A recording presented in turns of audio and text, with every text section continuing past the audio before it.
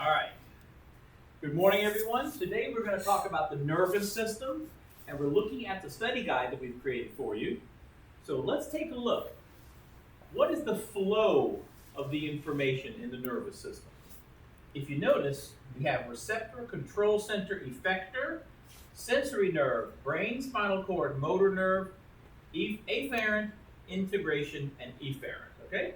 So let's walk over to the board. I want to show you how all this fits together. If you remember from chapter 1, we had a feedback loop. Okay? Remember? The feedback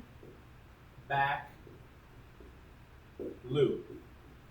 Where we had a receptor that receives the information, sending information to a control center, and the control center makes a decision and sends a message to the effector to make the change. All right? Well, all we have to do is understand that your nervous system works exactly the same way. The receptor that receives the information is your sensory nerves. Okay? And your sensory nerves are going to send that information to the control center. Well, guess who that is? The brain and the spinal cord. All right?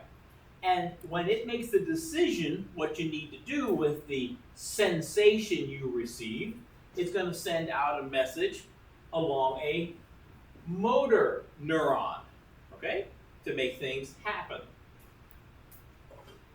And now I want to add those next three words. This pathway from the receptor of the sensory neuron, this pathway is known as an afferent pathway, which means moving towards the brain. All right? Comes from two Latin words, ad ferente, which means to move towards. They just got rid of the D and doubled the F. So, when your brain is sending a message out to your arm, move your arm out of the fire, then that's going to go along an efferent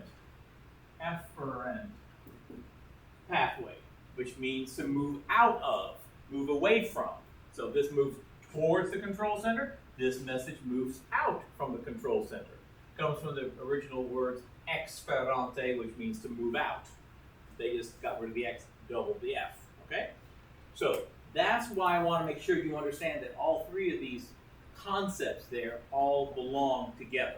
All right? Okay. Now, the next question over here is, what is the organization of the nervous system? Well, it's organized in three parts. I don't have to draw this. We can just talk about it. The first one is the central nervous system. That's the brain and the spinal cord. Your spinal cord is made of the same kind of interneurons, the ones in the middle, between the incoming sensation and the outgoing sensation, like your brain is. It's an extension of your brain. That's why your central nervous system is the brain and spinal cord. Gee, I wonder what this is. Your peripheral nervous system are all the nerves of your body. Okay? Mostly arms and legs. All right? And then we have this, the autonomic nervous system. Auto means self. So this runs itself. But the autonomic nervous system is basically the one that runs your organs. Okay? So your organs send sensations to your brain sends out motor impulses to your organs. And when I say it's autonomic, can you tell your stomach to growl or not? Can you tell your blood vessels to constrict or dilate? Can you tell your heart to beat faster or slower? No. Okay? That's why it's called the autonomic nervous system. Alrighty? Now I do want to flip forward real quick. No, that's fine.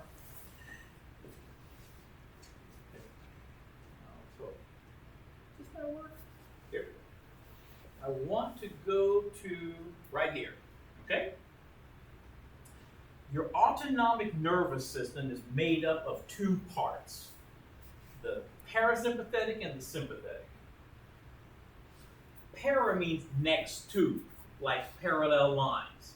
So your sympathetic nervous system goes to all of your organs, and right next door is the parasympathetic nervous system in parallel lines going to your same organs.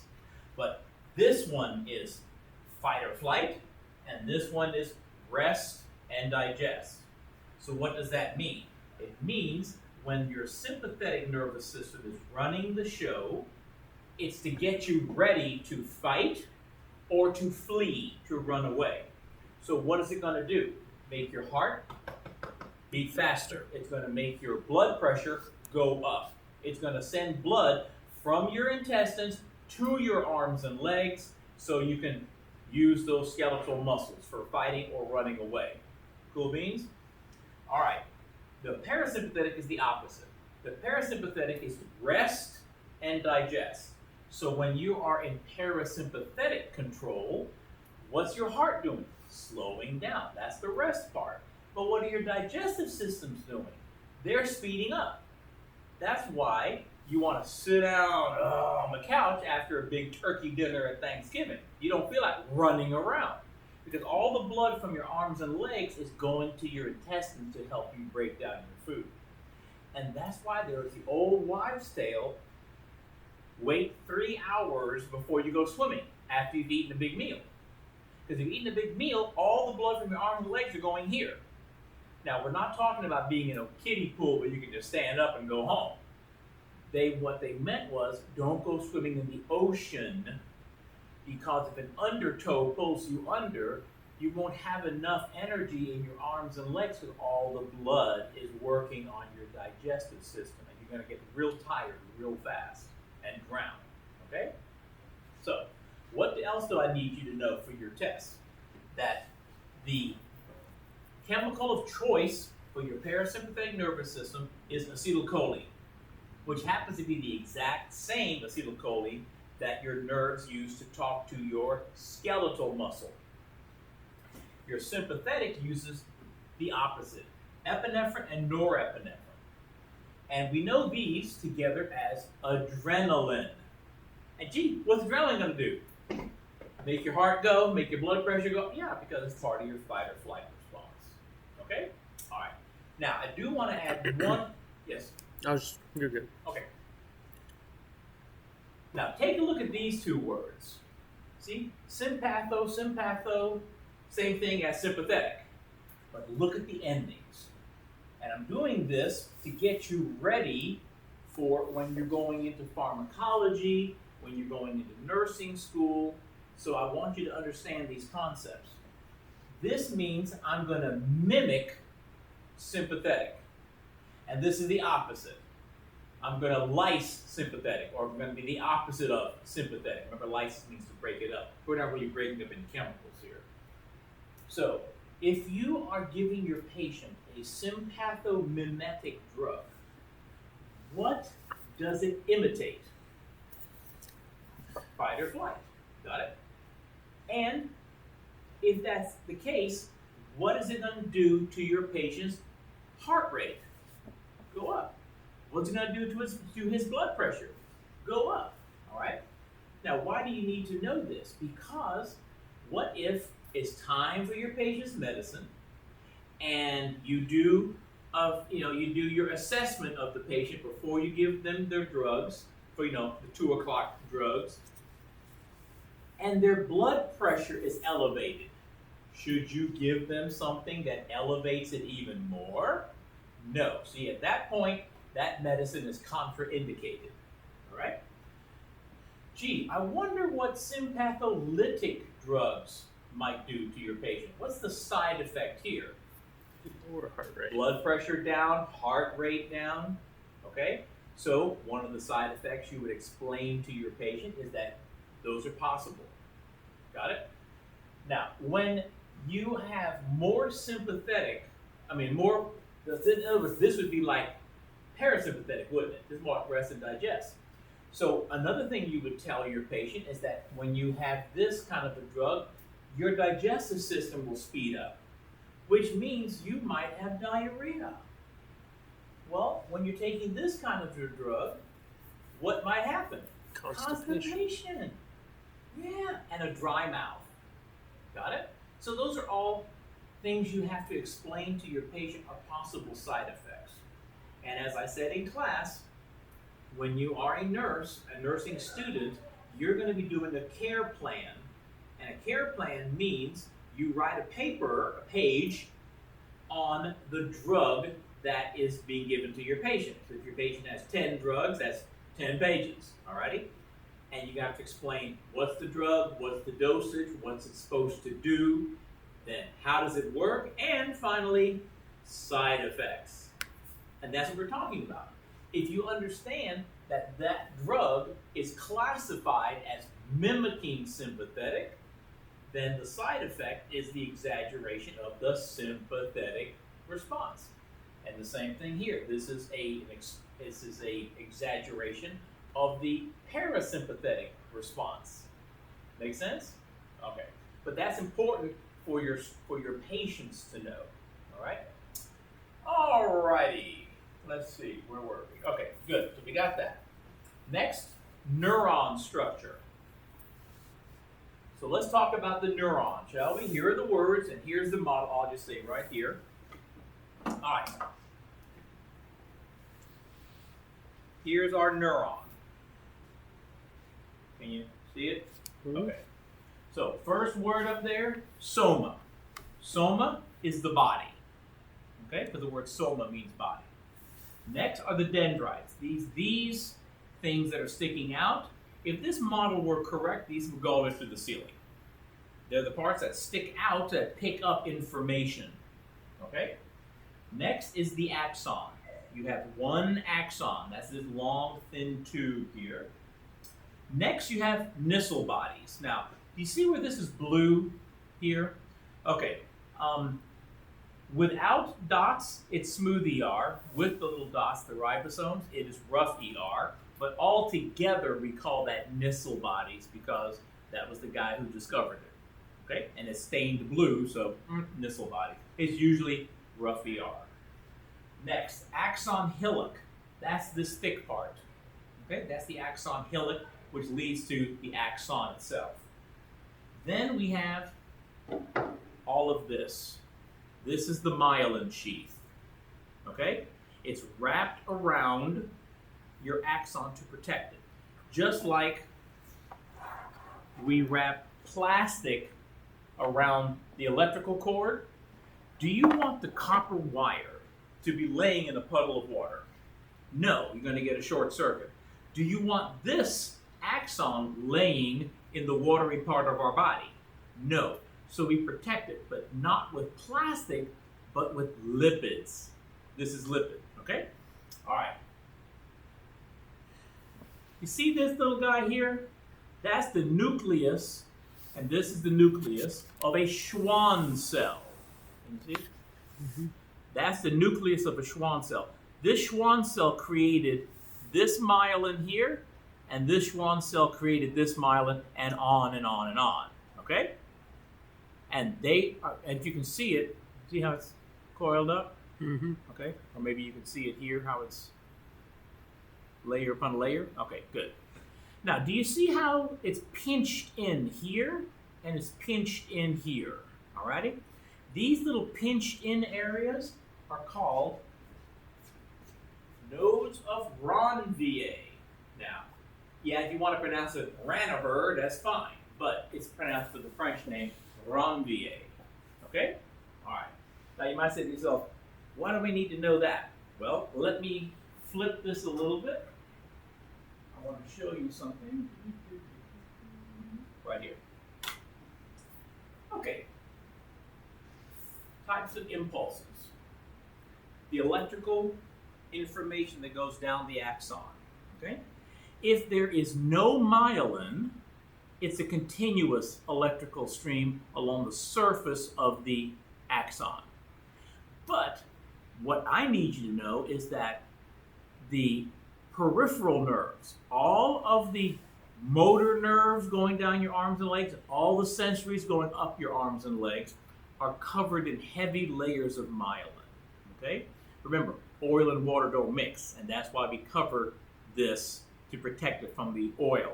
To protect it from the watery part of your body. All right.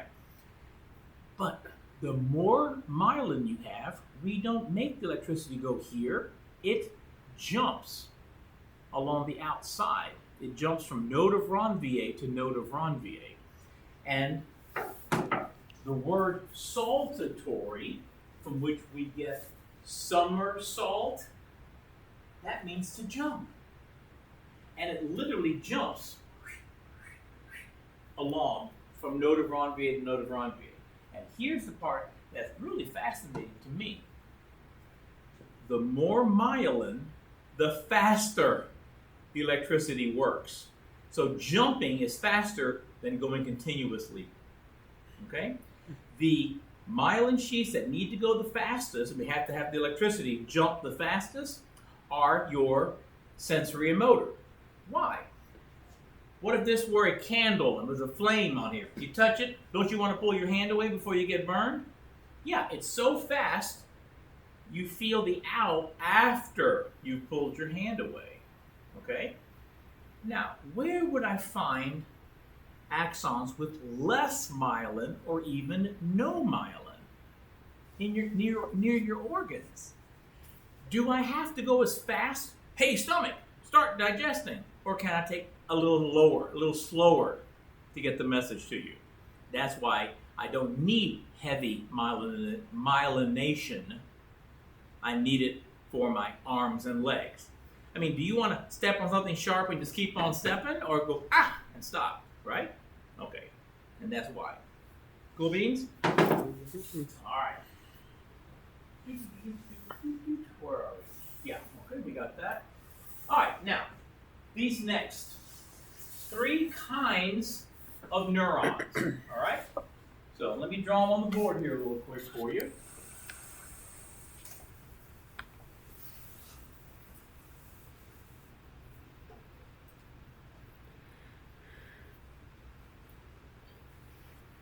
Is this showing up? Yeah. Hold on, let me see if I got it better.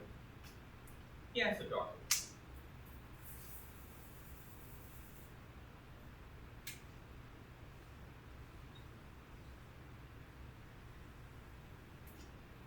one. One long axon, and on the end of the axon we have our little boutons. All right, kind of like the plastic model I was holding up. Multiple dendrites, one axon, okay? This one is called multipolar. Why? Because information is coming in this direction, this direction, this direction, this direction, and going out in this direction. So multiple poles. What do I need to know about this? The multipolar is 90+% of all of the nerves in your body. So this would be all of your motor neurons and all of your interneurons. Who are they? The ones in your brain and spinal cord.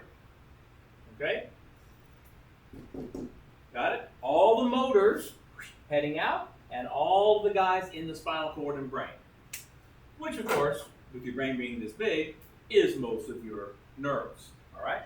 So that's multipolar. The next word is bipolar. So how many poles does it have? Yeah, it's got 2. So we have the body in the middle, and on this end we have one big dendrite, and on this end we have one big axon. We know the axon is an axon because it ends in these little boutons, which is this. We'll talk about these guys in a second. That's a bouton, okay? Also known as an axon terminal, all right? So, gee, I wonder how information flows here. Yeah. One way in and one way out. Bipolar, 2 ends. Who are these? Who are these guys? The bipolars are special. They are special sensory in the eye and the nose. And when we start looking at the special senses, the eye, the nose, and the ear next week, you'll be able to see where they are, okay? But they are special sensories in only 2 locations. All right, good. Now the third one is called unipolar. How many poles does it have? 1. So it's like this. Here's the dendrite, and here is the axon. One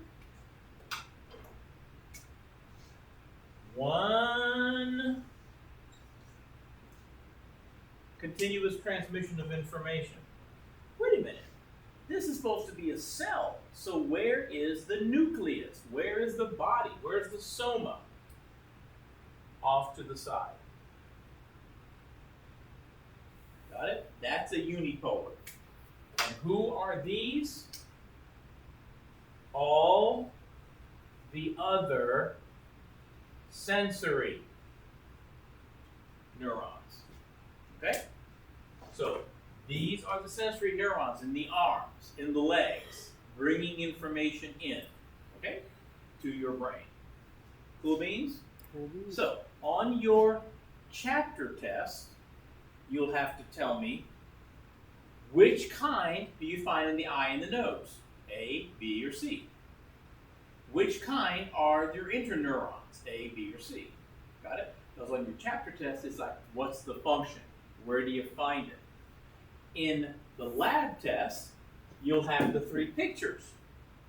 Which one is this? Which one is this? Which one is this? Fair enough? Okay. That's the cool thing. Your labs and your chapter tests go hand in hand. All right? Okay. While we are at this point, we'll talk about this real quick. The bouton, or that's French for button, also known as the axon terminal. This is the one that sends out neurotransmitters. That's what's inside these little vesicles, neurotransmitters that are coming out. They're going to go down through this gap. There's actually a gap here called the synaptic cleft. And that means these chemicals have to land here. So what's got to be here? Receptors. Very good. So if this is a nerve talking to a muscle, we call this a neuromuscular junction. If this is a nerve talking to another nerve, then it's just an interneuron synapse. Okay? Interneural synapse. And that's what's in your brain. Nerves talking to nerves. There ain't no muscles in your head. Fair enough? Okay. All right. Oh. What kind of information, what kind of chemical is being released if this were a parasympathetic neuron? Epinephrine, norepinephrine? No, it's not para. Acetylcholine. Acetylcholine. Yeah. And what if this were sympathetic? Epinephrine, Norepinephrine. Got it? Yeah. Okay. And the most important thing to know for your test is what always has to be on this surface. Receptors for the proper thing. If this let out acetylcholine, but this didn't have acetylcholine receptors, it'd be useless. There'd be no message being sent. Okay? And in your brain, you've got other neurotransmitters like serotonin and stuff like that. Okay? And you better have some serotonin receptors. Got it? To make it work. All right. Looking good so far? Good. All right. We have several critters here. These are called neuroglia. Glia means helper cells. And they help your neurons do their job. Well, folks, I can't do all of them for this test. Don't worry, at 210, you'll get to know them all. So the ones that we talked about in class today, there's 3 of them. Number 1, the Schwann cells. Those are the guys that make the myelin. Remember? There's your Schwann cell nucleus, and he makes the myelin that wraps around the axon. All right. Next is the astrocytes. Now, astro means star-like. They look like a starburst, okay? And they are in your brain. And what do? They wrap their feet around the capillaries of your brain so that what will not leak into your brain? Ammonia? Yeah, but in particular, urea. Urea. Okay? Yeah. Urea is an ammonia-based compound. You see, we create ammonia when we chop up a protein. Well, the ammonia would kill you. So your liver will turn the ammonia into a less harmful chemical called urea. But it's still harmful in large amounts for your brain. So as the ammonia goes around your blood supply, as it's heading to the kidneys to be peed out, we have to protect the brain. So they wrap their hands, their big old feet, around the capillaries so that none of the ammonia will leak into your brain. Okay, that's your test question. Who keeps the urea out of your brain? That's it, the astrocytes. Okay, then there's this, the ependymal cells.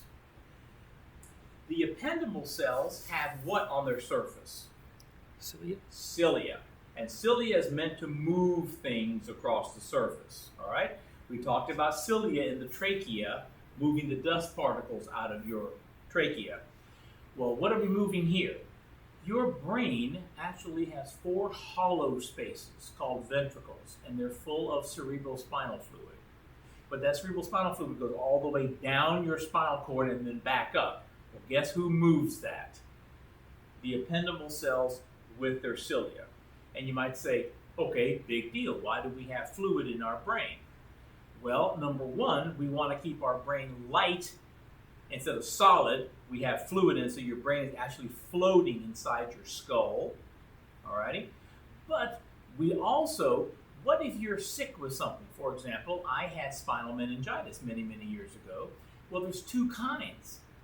One is bacterial, one is viral. Now, they're both going to do damage. Okay? So they have to figure out which one of the 2 is attacking me, because an antibiotic kills bacteria, not a virus. And an antiviral kills viruses, but not bacteria. Got it? So, do they drill a hole in your skulls to suck out some of the fluid? No, they do a lumbar tap, because the same fluid in your brain goes all the way down your spinal cord. So they can tap it down here, draw out, send it to the lab, and figure out which one of the 2 critters is attacking my brain. And then they can put the right kind of medicine in my IV bag. And that's why I'm here today. Okay? But the ependymal cells have those cilia. They move that cerebral spinal fluid around in your head, down your spinal cord, and back up again. Okay? All right. Now, look at this one. How do we create an action potential in a neuron and label an action potential graph? Let's walk over here. You mind if I clean this up a little bit? All right.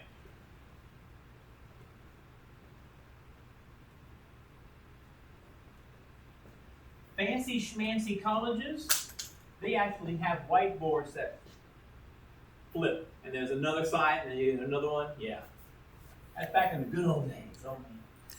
Well, now they got digital whiteboards too. Right. Now they got digital whiteboards, and Lord, smart boards. don't ask me how to use a smart board. I'm too dumb. Okay. No, I can't do that. All right. So here we go. Remember, we had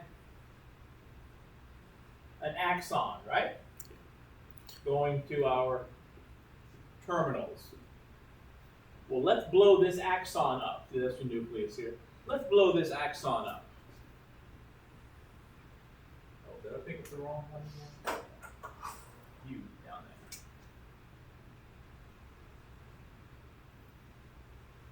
All right. Now, my friends, you always have a neuron, you know, the bouton here, talking to either a muscle or a nerve. Okay? Well, we're going to talk to a nerve today, because this is the nerve chapter. Inside are your vesicles And what do your vesicles hold? Neurotransmitter. Neurotransmitters, yeah. Neurotransmitters. Well, the neurotransmitter is a way to send an electrical signal and change it in transductive, change it into a chemical signal, which then gets changed back into an electrical signal. That's how your body operates. So here we go.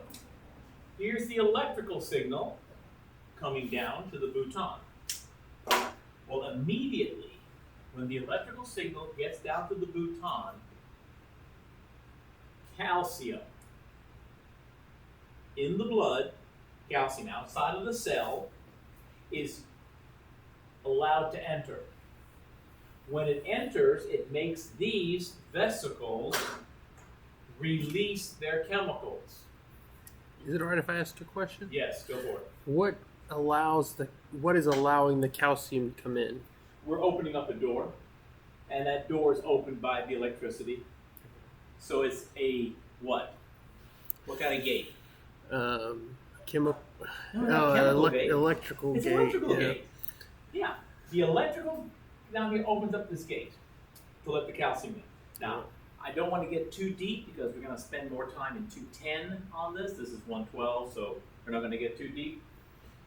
But if you remember, when we were in an earlier chapter, we talked about the 5 reasons we need calcium in our blood. Well, 1 is to make nerves work. 2 is to make muscles work. 3 is to make your heart beat. 4 is to clot your blood. And 5 is for mitosis.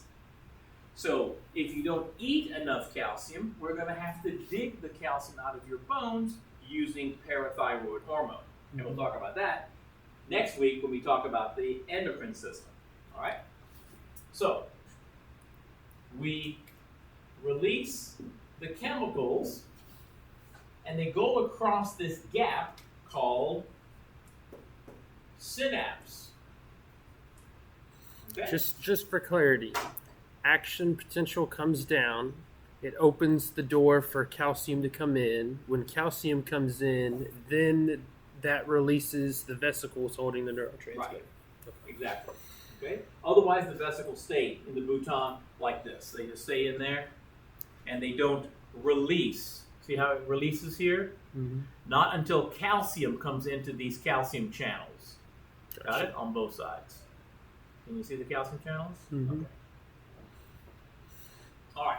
That's a little more complicated than what we're doing here. I just want to get to what is it that we have to have here? Receptors. Receptors. They've got to be the proper receptors for receiving that magical chemical called acetylcholine, for example. Okay? Hey, what if coming out of here with epinephrine? What do I need? An epinephrine Epinephrine receptor. receptors. Mm-hmm. Are you with me? Okay. Now, here is where it gets a little more complicated, but it's not going to be really impossible. When these chemicals land on the receptors, it immediately allows a chemical out here called sodium in your blood to come in. It opens the door. Yes. The chemical opens the door and the sodium comes in through the door. Alrighty? And why does it come in through the door? Because there's millions of sodiums out here and 100 in here. And you know, millions going to where there's less than millions. Got it? Mm-hmm. So that's a passive flow. Once that goes in, let's draw our graph. That's your nerve at rest. As soon as the sodium flows in, we go up. This is sodium going in. All right? As the sodium goes in, it becomes more positive on the inside. All right? That's why it's going up. Well, that sends the message. 10-4. When we talked about it in class last week in the muscle chapter, that's what makes your muscle contract. The sodium coming in sends the message contract, okay? Well, do you want to be like this all day long? No, you're going to let go. How do I do that? We open another door here. And that door opens up. And what are we going to do here? We are going to let potassium out. When we let potassium out, guess what? We go down. This is the potassium out. And we go down on this graph. All right? Now that ends up letting go of your muscle, or it ends up not sending the message anymore. But here's the problem. There's millions out here going into where there's hundreds. Because where does sodium belong? Out here in the blood. There's millions in here and only hundreds out here. But if I keep running this nerve or running this muscle, won't more and more potassium go out into my blood? Do I want that? No, because what happens when there's potassium in your blood? Your heart stops. Your heart stops. We don't want that. So, guess what we have to do? There's a special door here. Sodium, potassium. That's right, the sodium potassium pump. And the sodium potassium pump, which is run by ATP, okay, what's it going to do? It is going to take the sodium and pump it out where it belongs. Got it? And take the potassium that was out here and pump it back in where it belongs. Okay? And why do I need a pump to do this? Because I'm going against the concentration gradient. I'm taking 100 of these guys and pumping it back in where there's millions. I'm taking 100 of these guys and pumping them back out where there's millions. So I have to force it out. And that's why that requires ATP and these don't. Okay? And when does this take place? Here, when we're back at rest. Okay? Now, we do actually have a place where we go extra low before we go back up. And that is an extra negative space so that our message always goes forward and cannot go backwards. That's all. Okay? So let's label this. Let's label this. Oh, and right about here is where we have our pump to set things right. Okay? But let's label this graph, shall we? This is at rest. When we're doing this, this is called depolarization. Because we are normally positive out here. Got it? But when we put all the positive inside, now all of a sudden we're positive in. Got it? And that means we're negative on the outside. So we've depolarized. When we do the opposite, we call that being repolarized. Repolarization. Getting back, okay, to where we were. And when we go a little bit more, we call that hyperpolarization. Until we're back to rest again. Okay? Cool beans? All right. Can you see me over here? Yep. I'm going to draw one more graph. When we did the muscle chapter the other day, we had another graph. What did that graph look like? Well, here, then we stimulate you, and oh look, contraction. We contract, then we relax, right? Mm-hmm. Relaxation until we're back to rest. Okay? And that first little part here, before we got started, is called the latent period. Everybody remember when we passed around the dollar bill and said, catch it, and you tried to grab it before the dollar bill fell? You couldn't grab it because, guess what? from your eyes to your brain, it goes this fast. From your brain to your arm, it goes this fast. But just before you can grasp it, the muscle, this is a muscle, dope-de-dope, the chemicals go across slowly, and that's that hesitation before you can actually grab the dollar bill. Okay? So, that's that. Now, let me ask you a question. Have you ever seen a graph that looks like this? What's that? EKG. That's an EKG. That's your heart. And why does it look like this? Because this is the electrical, graphing of your heart. This first bump is where you are depolarizing or squeezing systole your atrium. And then we call that the P wave.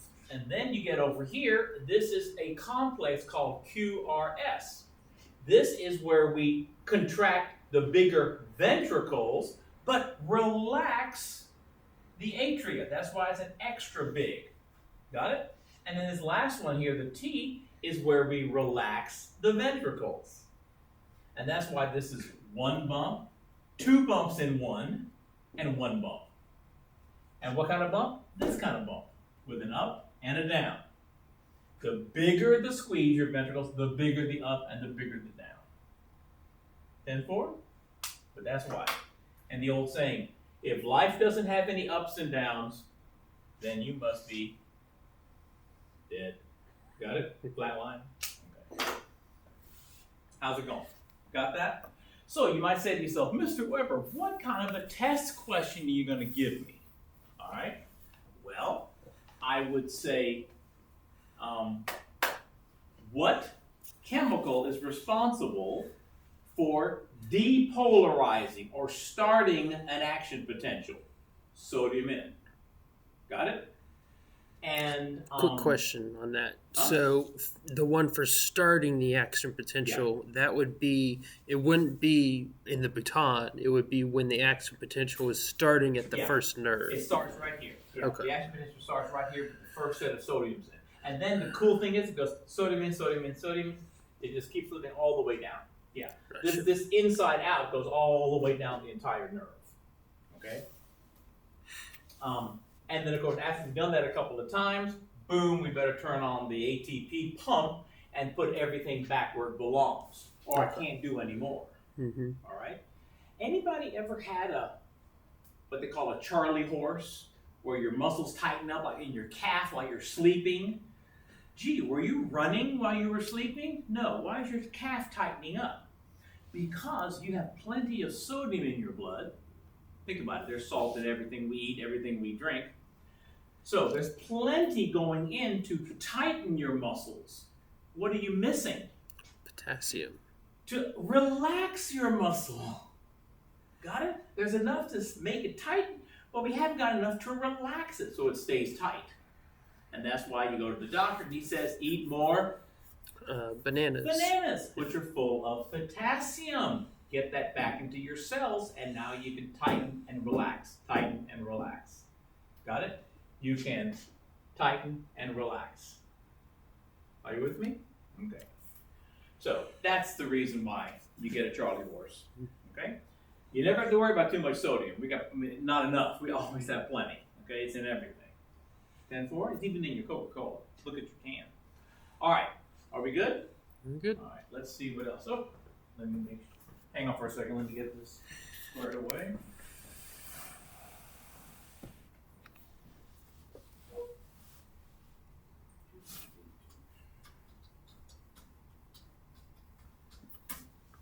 All right. So we've done the action potential. And that's an action potential, folks. This jump, sorry. This whoop, whoop, is an action potential. Why? Because this is the electricity that has the potential to go down. See? If you keep doing it over and over again, that's the electrical potential that goes down the axon to do something. Got it? To make you remember something, to make you think about something, to make your arms move, or your legs move. It has the potential to make you do something. And that's why it's called an action potential. All right.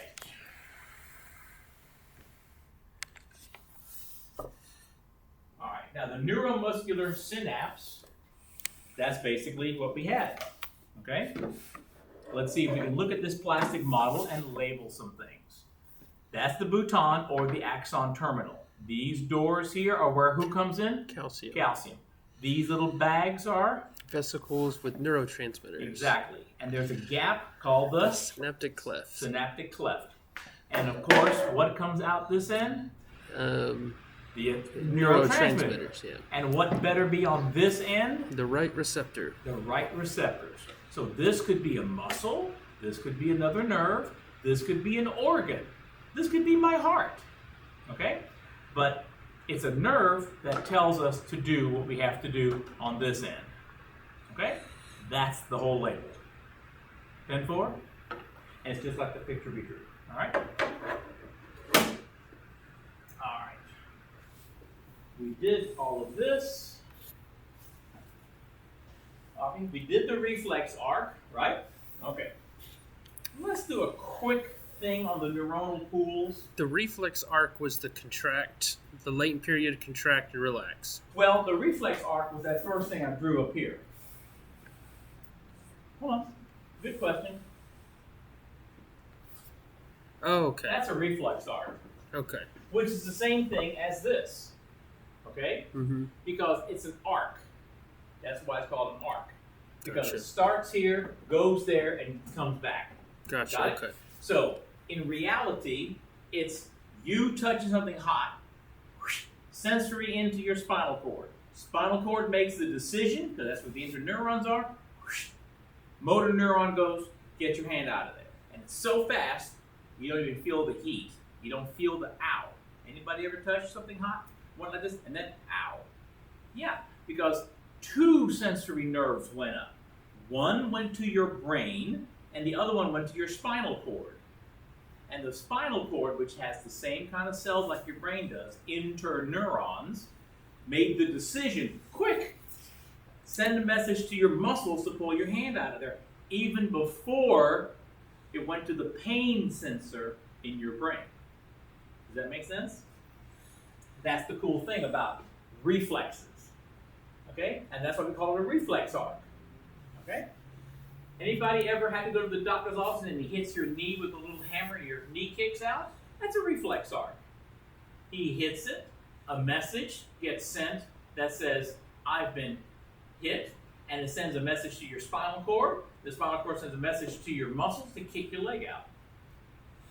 Mm-hmm. And we do that to see if your spinal cord is working, to see if your sensory nerves are making it to your spinal cord or your motor nerves are making it from your spinal cord back to your leg. It's a very quick, easy test. You know, if you're saying, I'm having difficulty with walking, whatnot, they do that to see which one of the two is the problem. Very quick, very simple. Alrighty? Been using it for years. Does that make sense? Yep. Okay, so let's get to where we need to go. We did that. Okay. Let's talk about this real quick. These are two English words that you might know from high school. To converge means to come together. To diverge means to come apart. Alrighty? This is how your brain is wired. Your brain is wired to bring materials together, or once they're together, to take them apart. Now, why do I bring this up? Because I'm very much into my students learning how to learn. Alrighty? Anybody in the room been identified as being multimodal on your VARC test? Meaning two things or more work for you. If you're multimodal, that means it's coming to your brain through your eyes, visual, or coming to your brain through your ears, oral, or coming through with your read-write. Does that make sense? Well, when it's coming in from different areas, we have to converge it to put it in the part of your brain where learning takes place. Got it? Or if you're multimodal, we have to put those into 3 different locations in your brain. But guess what has to happen on test day? We've got to put all that divergent stuff together into one place, which is you hitting the button A or B or C or D. Does that make sense? We've got to put it together and converge it. And that's really what learning is. Learning is we're taking the information in and then we're putting it in the baskets that we are. Put it in visual, put it in auditory, put it in kinesthetic. And on test day, bring it back together again so I can take my test. Cool beans? And that's all they're saying. And groups of neurons are called a pool. Okay, like an office pool, everybody does their money together and buys lottery tickets, that's a pool. Okay? Alrighty. Coverings of the nerves and the muscles. I'll do that real quick over here and then we'll stop it. Alright?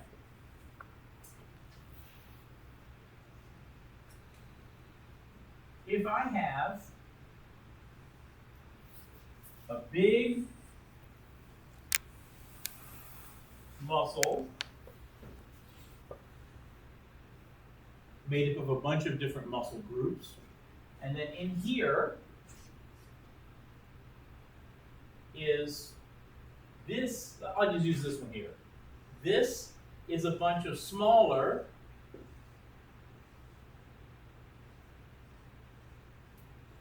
and then we'll take out one of these, and that's a muscle cell.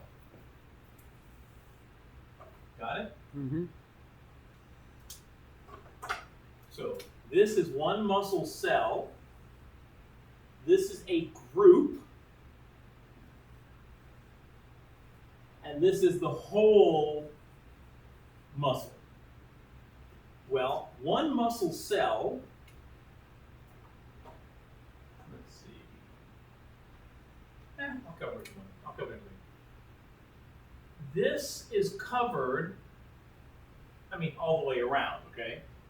This is covered by something called an endomysium.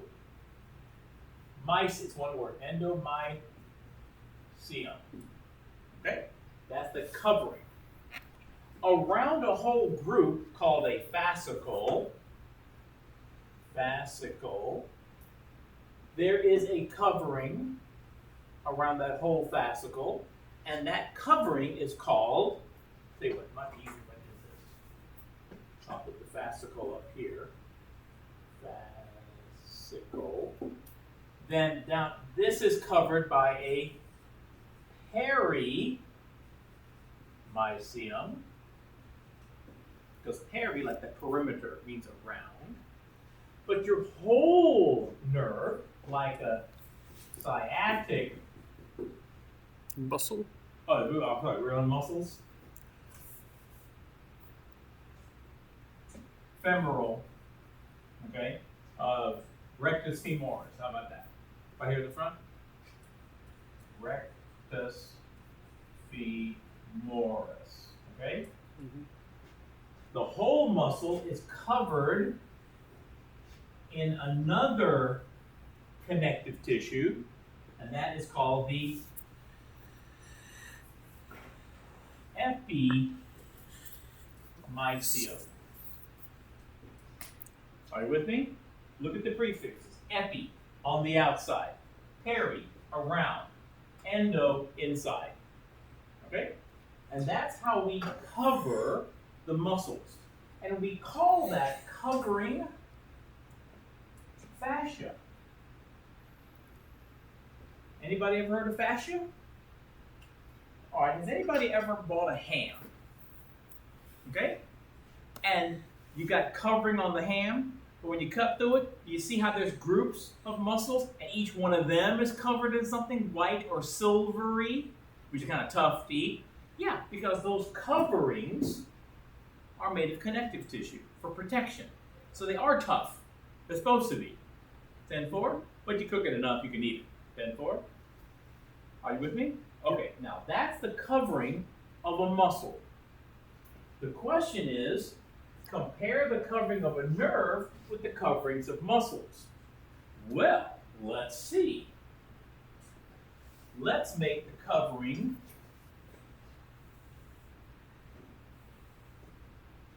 instead of green, let's make the covering blue. There's a covering that covers the whole nerve. Let's say now the sciatic nerve, that's the big one on the back of your leg. The whole nerve is called the sciatic nerve. The group, still called a fascicle, is covered, and then the individual neuron is covered. Okay? But look at the name. All I have to do is take out myo, because myo means muscle, and replace that with nerve. Instead of, it's neurium. Instead of myo, peri, neurium. And endo,